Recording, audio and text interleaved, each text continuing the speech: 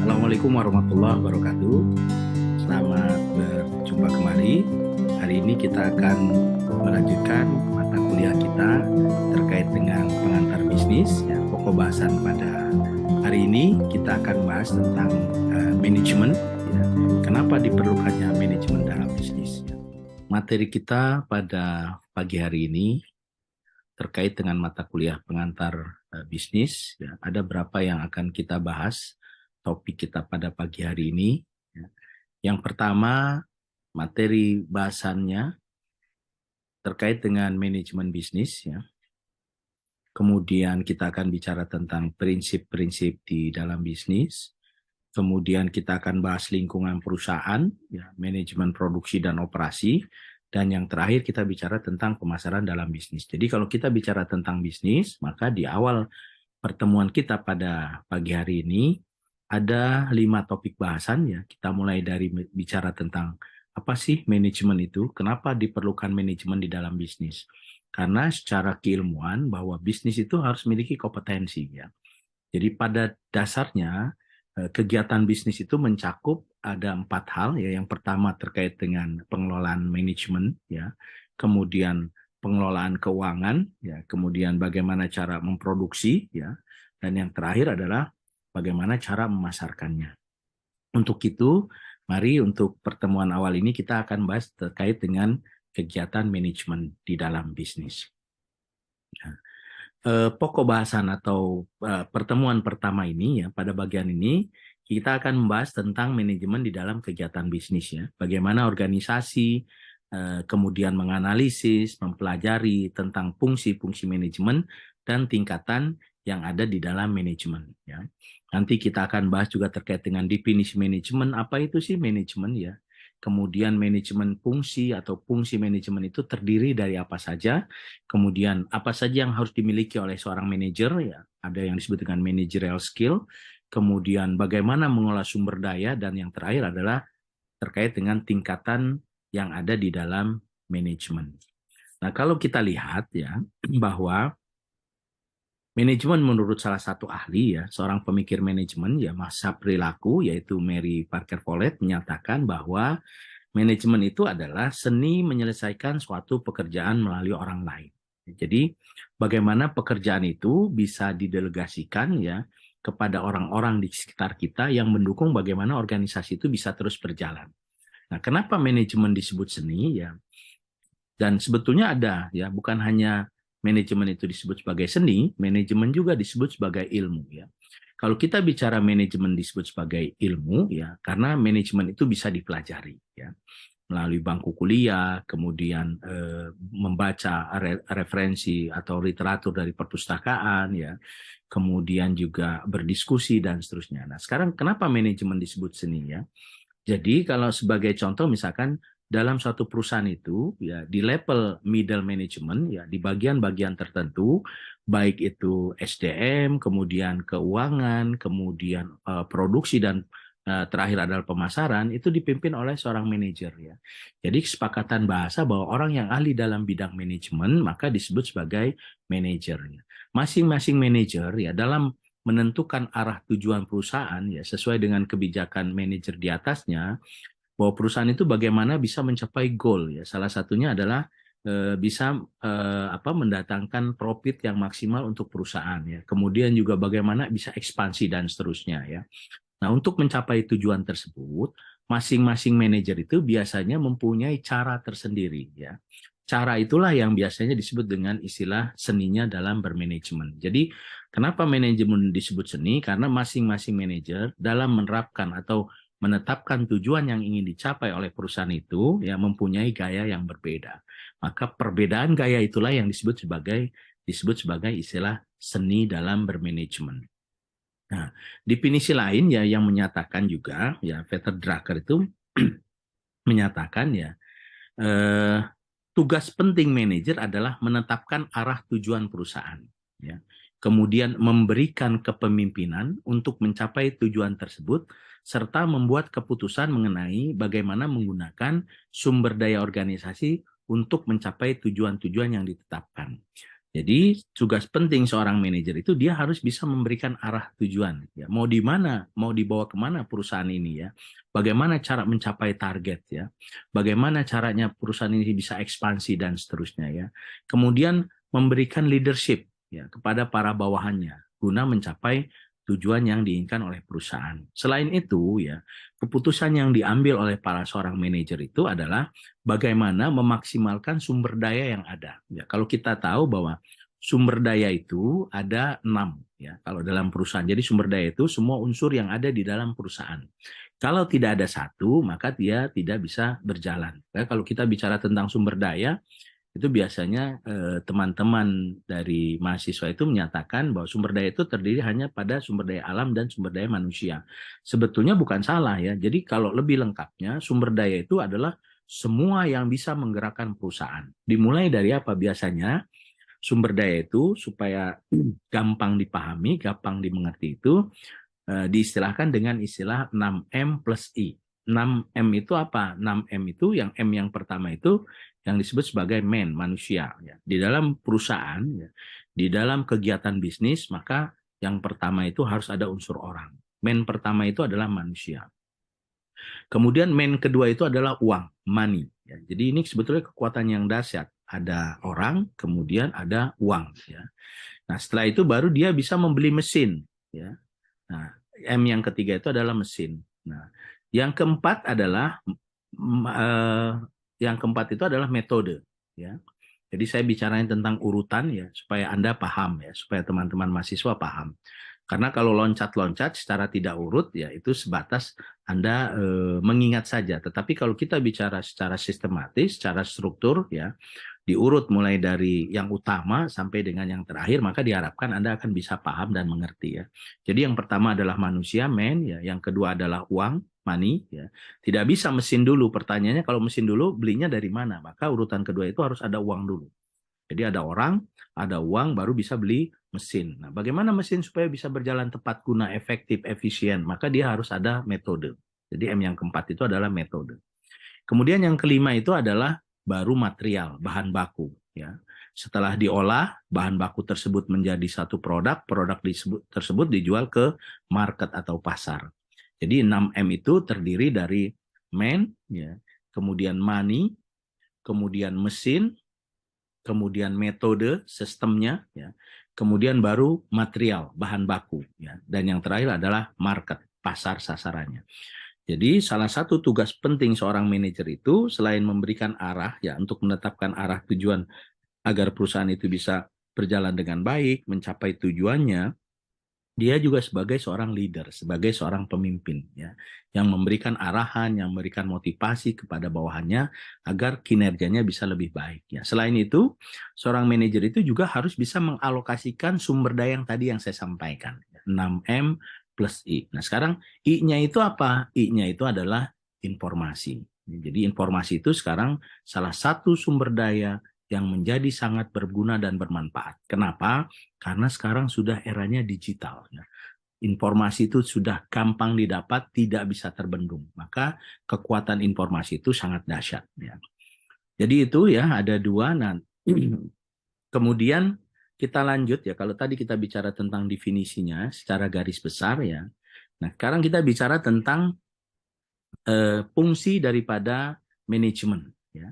Tadi kalau kita bicara tentang definisi ya, definisinya salah satu menyatakan bahwa seni bagaimana menggerakkan orang lain ya untuk bisa mencapai tujuan yang sudah ditentukan oleh perusahaan ya.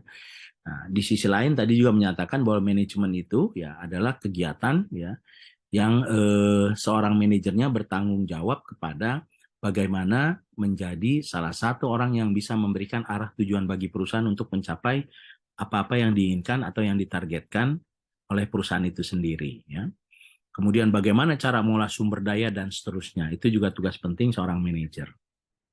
Nah, kemudian ada bicara tentang manajemen fungsi atau fungsi manajemen. Kalau kita lihat ya, banyak sekali yang menyatakan bahwa fungsi manajemen itu secara generik hanya menyebut pada batasan POAC.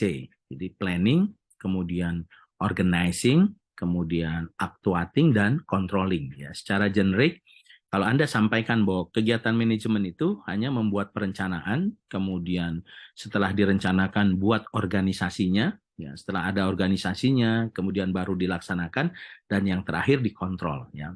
Nah, ini secara umum biasanya teman-teman apabila ditanya terkait dengan apa sih fungsi manajemen, ya fungsi itu kalau bahasa sehari-harinya biasanya disebut dengan istilah kegiatan, ya, atau biasanya disebut juga sebagai kegunaan. Ya. Jadi kegunaan manajemen itu, ya fungsi daripada manajemen pertama membuat perencanaan. Ya. Nah, setelah membuat perencanaan, baru buat organisasinya. Di dalamnya ada tupoksi, ya, ada hak dan kewajiban, ada orangnya di dalamnya, ada sistemnya, dan seterusnya. Kemudian setelah ada organisasinya, baru pelaksanaan. Pelaksanaan ini dilakukan terhadap perencanaan yang sudah dibuat. Ya. Nah, kemudian bagaimana caranya supaya pelaksanaan ini sesuai dengan rencana? Maka yang terakhir itu ada pengendalian atau ada kontrol. Ya. Jadi fungsi manajemen secara umum adalah planning, ya, organizing, ya, kemudian actuating dan controlling. Biasanya yang disebut dengan istilah POAC. Tapi ada dalam buku lain menyatakan bahwa manajemen itu bisa di breakdown kembali, diturunkan lagi, ya. Nah, kalau kita lihat salah satu ahli juga menyatakan, ya, fungsi dari manajemen itu, ya, ada perencanaan, ya, kemudian ada pengorganisasian sama, ya, kemudian tapi di sini ada staffing, ya, ada staffing, pengisian staff, kemudian ada juga leading, memimpin, dan yang terakhir adalah pengendalian. Jadi tergantung dari referensi buku yang Anda pakai, ya. Bahkan ada salah satu ahli juga menyatakan bahwa fungsi budgeting juga masuk ke dalam fungsi daripada manajemen, ya. Tapi kalau secara generik sebetulnya staffing itu bisa kita tarik ke dalam fungsi yang kedua, yaitu fungsi organisasi. Ya. Jadi kalau misalkan ada yang menyatakan bahwa fungsi manajemen itu di breakdown ada staffing, kemudian ada budgeting, ada leading, itu pun sama, ya. Itu pun terkait dengan fungsi manajemen. Jadi fungsi manajemen itu selain planning, organizing, actuating, controlling, ya, definisi lain atau ahli lain juga menyatakan bahwa ada planning, kemudian ada organizing, ada staffing, ya, ada leading, ya, ada controlling. Ya, bahkan tadi saya sampaikan budgeting juga masuk ke fungsi manajemen. Yang berikutnya kita lihat secara penjelasannya, apa sih perencanaan? Ya, perencanaan adalah suatu proses mengembangkan tujuan-tujuan perusahaan, ya, serta memilih serangkaian tindakan untuk mencapai tujuan-tujuan tersebut. Jadi proses pengembangan tujuan melalui rencana-rencana, melalui ide-ide yang dipilih, ya, secara strategis, ya, guna mencapai tujuan yang sudah ditentukan oleh perusahaan. Itu yang secara definisi perencanaan. Kemudian organisasi atau organizing itu adalah suatu proses, ya, di mana karyawan dan pekerjanya saling dihubungkan untuk mencapai tujuan perusahaan. Nah, di sini, ya, karena terlibat orang, ya, para karyawan, maka di dalamnya ada sistem, ya, ada aturan main, ada tupoksi, ada SOP, ya, ada atasan, ada bawahan, ada rentang tugas, ya. Jadi organisasi itu secara lengkap itu harus semua unsurnya terpenuhi, ya.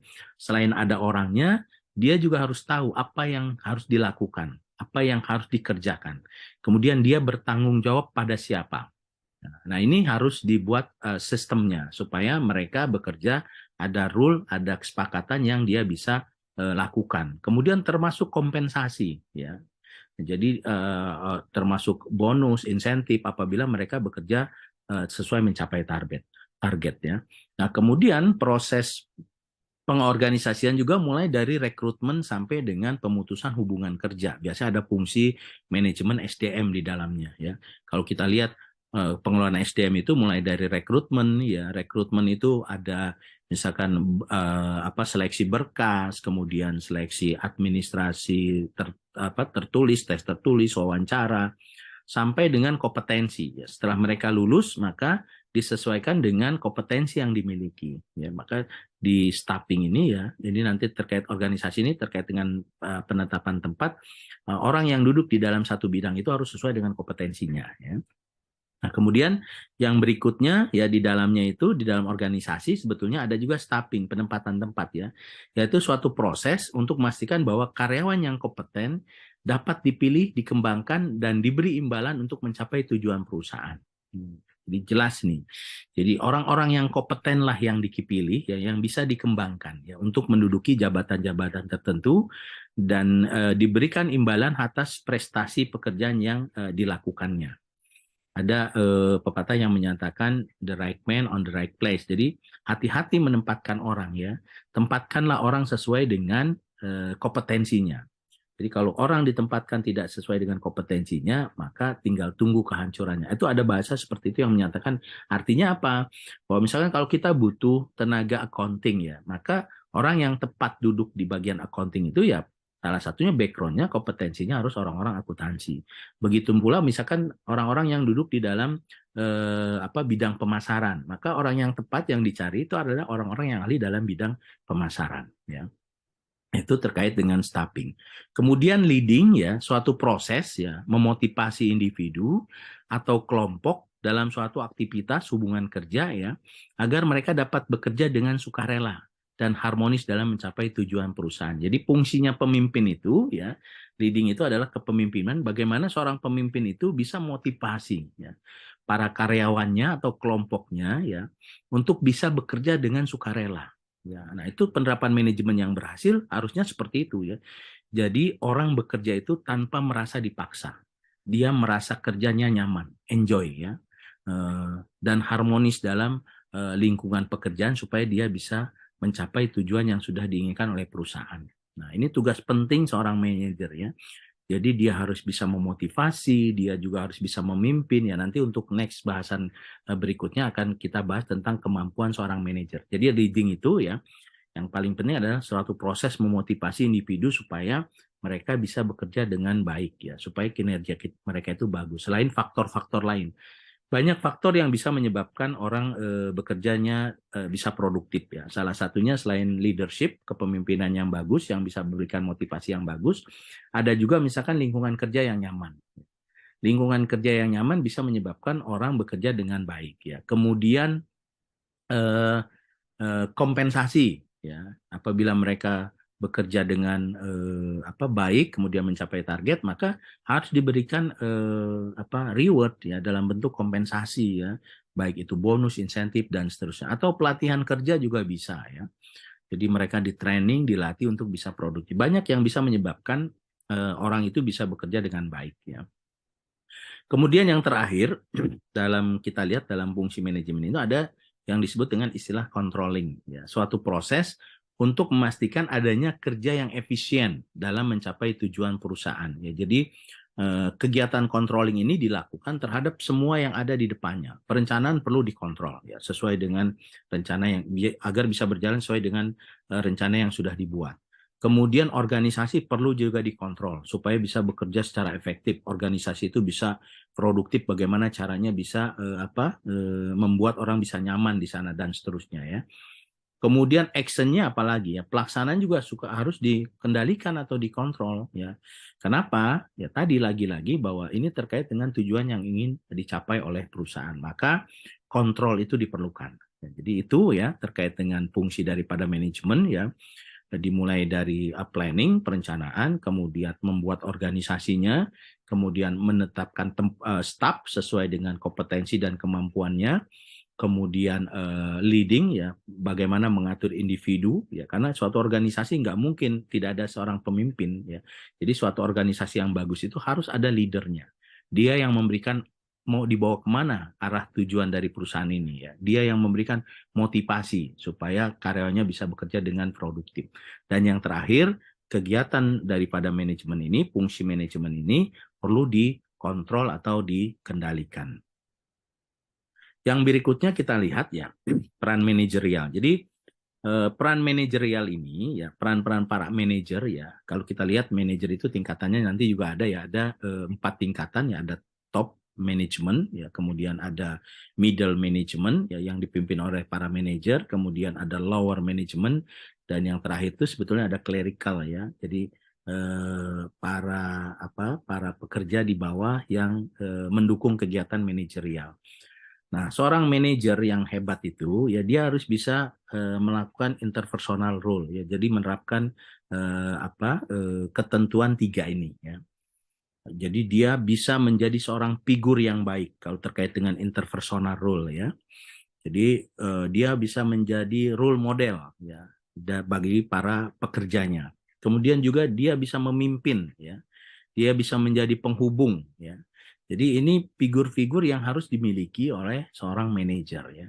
Dia menjadi role model ya. Kemudian dia juga bisa memimpin, bisa memberikan motivasi, bisa memberikan arahan ya. Kemudian juga dia bisa menjadi penghubung, menjadi komunikator yang baik ya. Sehingga apa yang diinginkan oleh perusahaan itu bisa diterjemahkan ya. Kemudian yang kedua adalah sebagai informational role ya. Dia bisa memonitor ya. Dia juga bisa penjembatan untuk bisa berkomunikasi ya. Spokesman ini adalah dia mempunyai kemampuan yang handal dalam berkomunikasi ya. Makanya seorang manajer itu ya kemampuannya hanya bukan pada intelektual kemampuan teknis ya, tetapi juga dia harus bisa memiliki kemampuan berkomunikasi dengan bagus, berkomunikasi dengan baik. Dan komunikasi ini ya, ini sebetulnya bisa dipelajari melalui kebiasaan ya. Jadi bukan hanya sebagai literatur baca, tapi bagaimana meningkatkan kemampuan berkomunikasi. Salah satunya ya kita harus berani ya berpendapat pada satu saat misalkan di ruang mimbar-mimbar tertentu, di ruang rapat, di ruang kuliah, harus berani mengutarakan, harus berani bertanya dan seterusnya. Itu menyebabkan komunikasi kita akan terasah ya. Jadi kemampuan seseorang itu bisa dilihat dari komunikasi yang bagus ya. Kadang orang bisa melihat, oh ini orang komunikasinya bagus nih ya. Secara tidak langsung menyiratkan kemampuannya ya. Jadi komunikasi itu sangat penting, maka perlu dipelajari ya. Kemudian yang ketiga ya, manajer juga harus bisa menjadi decisional ya. Decisional role ini adalah yang pertama dia bisa menjadi seorang entrepreneur ya, seorang pebisnis yang handal, kemudian dia juga bisa bertingkah laku, berperilaku yang enak dilihat dan seterusnya ya. Dia juga bisa menghandle apabila terjadi permasalahan-permasalahan ya. Apabila ada masalah-masalah yang timbul dalam organisasi, dia harus berani mengeksekusi ya. Jadi kalau ada permasalahan jangan menghindar ya, karena kalau kita lihat ada 3 tipikal kepemimpinan ya pada saat dia mengambil keputusan. Yang pertama risk taker ya, seorang pemimpin yang berani mengambil risiko itu ya. Jadi dia pokoknya ambil saja keputusannya ya, urusan belakangan. Ada yang seperti itu ya. Kemudian ada juga yang risk saver ya, jadi dia nggak berani ngambil keputusan. Seorang pemimpin itu mencari aman tipikalnya. Kalau ada apa-apa susah sekali memutuskan. Kadang orang lain disuruh memutuskan ya. Jadi mainnya di tengah tuh, cari aman ya. Kemudian ada risk appointer. Risk appointer itu menghindar. Dia nggak berani mengambil keputusan. Kalau ada apa-apa selalu misalkan bawahannya atau delegasikan ke yang lain ya. Nah, 3 tipikal kepemimpinan ini melekat sebetulnya ke diri kita. Tinggal Anda pilih, Anda pada posisi yang mana? Apakah Anda tipikalnya receiver, ya, berani mengambil keputusan, ataukah receiver, ya, kemudian atau risk appointer, menghindar, ya. Nah, mudah-mudahan Anda yang menjadi orang yang berani mengambil keputusan, ya. Seorang pemimpin itu memang tidak boleh abu-abu, iya, tidak, tidak. Tipikalnya harus seperti itu, tapi dengan catatan, dengan pertimbangan yang matang, didukung dengan data-data yang akurat, ya. Karena salah mengambil keputusan berdampak pada risiko yang tinggi. Nah, jadi setiap keputusan itu pasti ada risikonya. Nah, bagaimana caranya kita meminimal risiko tersebut ya. Nah, kemudian yang ketiga, dia juga bisa mengalokasikan sumber daya ya.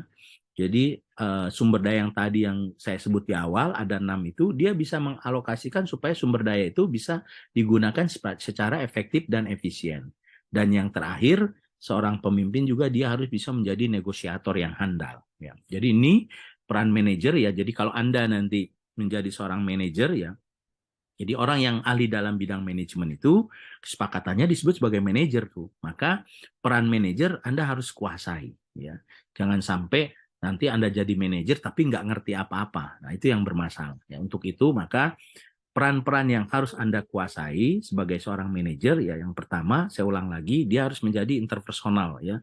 Dia menjadi figur yang baik, kemudian jadi pemimpin yang baik, bisa menjadi penghubung, berkomunikasi dengan baik dan seterusnya. Kemudian dia juga bisa memerankan sebagai informational role ya. dia bisa memonitor ya, kemudian dia memberikan arahan, bisa menjadi penghubung untuk berkomunikasi dengan bawahannya dan seterusnya. Dan dia juga sebagai pengambil keputusan ya, decisional role ya, sebagai entertain ya, kemudian dia bisa menghandle apabila terjadi permasalahan, kemudian dia juga bisa mengalokasikan sumber daya supaya digunakan secara efisien dan efektif, dan yang terakhir sebagai negosiator. Nah, kemudian ada 3 keahlian manajerial. Jadi seorang manajer itu harus memiliki 3 keahlian penting ya. Menurut studi awal yang dilakukan oleh Robert Elkins ini pada tahun 1970-an yang menunjukkan bahwa para manajer yang efektif harus memiliki 3 keahlian. 3 keahlian yang harus Anda miliki secara kompeten ya. Yang pertama itu, keahlian yang harus dimiliki oleh seorang manajer, yang pertama itu adalah technical skill ya. Kemudian yang kedua adalah human skill, dan yang ketiga adalah conceptual skill. Nah, sekarang kita bahas apa sih technical skill itu ya. Nah, kalau kita lihat technical skill itu adalah keahlian dan kemampuan para manajer yang berkaitan dengan satu bidang pekerjaan atau ilmu. Jadi seorang manajer yang hebat itu dia harus punya kompetensi, harus punya ilmu ya. Kalau dia sebagai manajer pemasaran, maka semua ilmu tentang pemasaran harus dikuasai. Itu yang disebut technical skill ya, manager level middle ya. Kemudian kalau dia menjadi manajer di pengembangan SDM, maka semua keilmuan tentang SDM Anda harus kuasai.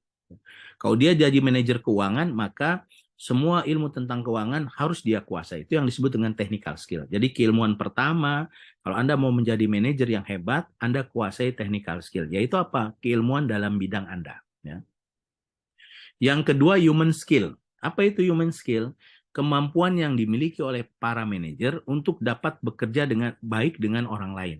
Nah, ini bagaimana caranya manajer itu bisa berinteraksi, bisa berkomunikasi dengan baik. Nah, ini yang disebut dengan human skill, attitude, ya, behaviornya, dan seterusnya ya. Jadi manajer yang hebat bukan hanya ilmunya saja yang dia miliki, tapi bagaimana juga dia bisa berkomunikasi, bekerja sama dengan orang lain. Itu yang disebut sebagai human skill. Ya, kemampuan untuk bernegosiasi, kemampuan untuk berkomunikasi, kemampuan untuk memberikan motivasi dan seterusnya ya.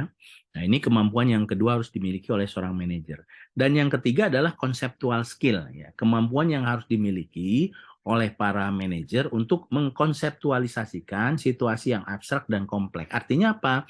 Seorang manajer yang hebat, dia harus memiliki kreativitas. Dia harus memiliki ide-ide yang bagus, ide-ide yang cemerlang ya.